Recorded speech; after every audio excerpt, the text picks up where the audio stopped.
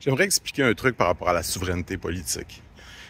Parce que en Amérique du Nord, la souveraineté, c'est vraiment perçu comme des séparatistes québécois, tu sais. Mais il faut comprendre que la souveraineté, c'est un principe qui existe dans tous les États, en réalité. La souveraineté, ça veut dire la liberté. Un souverain, c'est quelqu'un qui est libre de décider et d'exécuter le pouvoir sur son territoire. Donc, c'est pas, pas quelque chose d'exceptionnel qui a juste rapport à la séparation.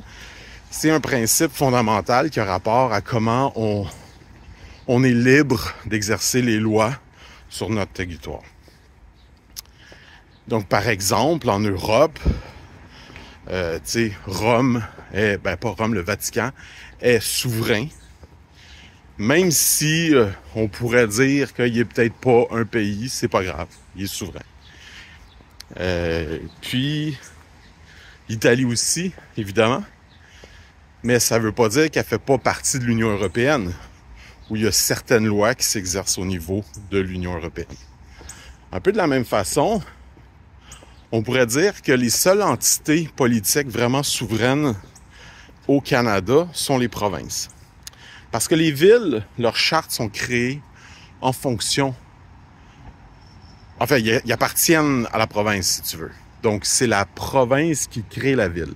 La ville existe à cause que la province a créé une charte puis elle a dit « Toi, t'es une ville ». Un bel exemple de ça récemment au Québec, c'était sur le PQ de Marois, je pense, je sais pas trop. Il y avait eu toutes des agglomérations, des changements de nom, telle ville puis telle ville deviennent une seule ville, etc. Donc ça, c'est un phénomène qu'on voit un peu partout qui explique, que la vraie souveraineté politique, elle est québécoise, puis les villes existent en tant qu'entité sous le Québec, chapeautées par le Québec. Par contre, quand on regarde le Canada, c'est autre chose. C'est-à-dire que le Canada est une confédération et il est constitué par les provinces. Donc, les provinces ensemble créent le Canada afin de faire le partage de certaines choses, comme, mettons, les douanes. Il va y avoir la péréquation, l'échange d'argent pour créer une certaine équité entre les provinces, qui est un principe fondamental du Commonwealth, où il y avait un échange d'argent pour créer de l'équité entre les pays à l'intérieur du Commonwealth. Donc là, il faut vraiment se poser la question, c'était quoi la vraie souveraineté dans le temps que le Commonwealth était avant ça, l'Empire britannique?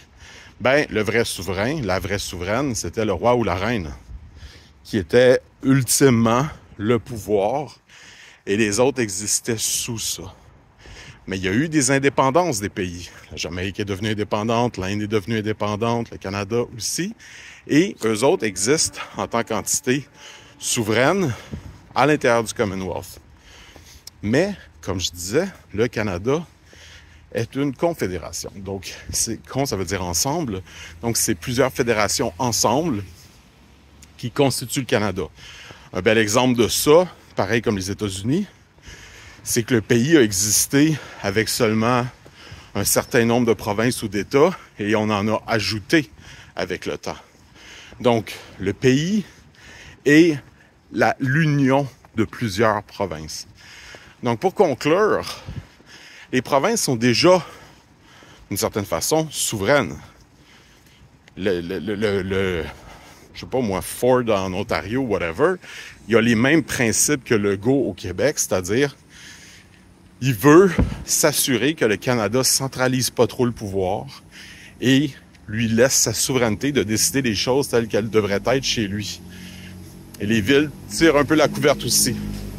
Donc, il y a tout un jeu de pouvoir, puis on pourrait appeler ça des courroies de transmission. On pourrait ultimement parler dans le futur d'un gouvernement planétaire à l'intérieur duquel existent des pays, à l'intérieur duquel existent des provinces et à l'intérieur duquel existent des villes.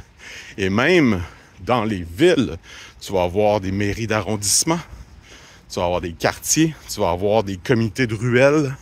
Donc, tu as plusieurs paliers politiques, ultimement, qui ont tout un peu de pouvoir.